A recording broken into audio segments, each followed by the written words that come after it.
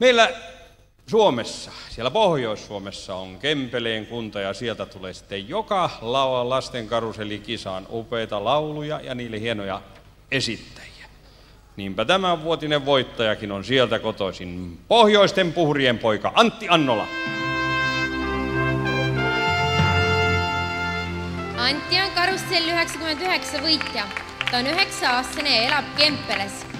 Antti laulab kooris, talle meeldib luurekat mängida, ujuda, jalgrattaga sõita ning loomade eest hoolitseda. Ja hänpä ei kyllä tänään laulakaan poroista, vaan hän vie meidät Kreikan kalastajien pariin. Nikolas!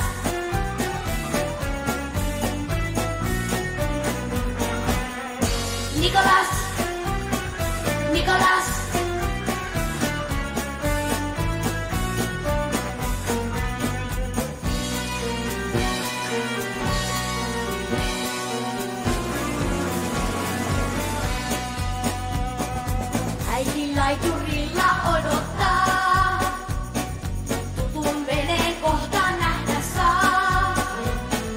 Nikolas jo näyttää hymyillen, kalasaalin velkoisen. Kaalis, perä, Nikolas, poika kuulee.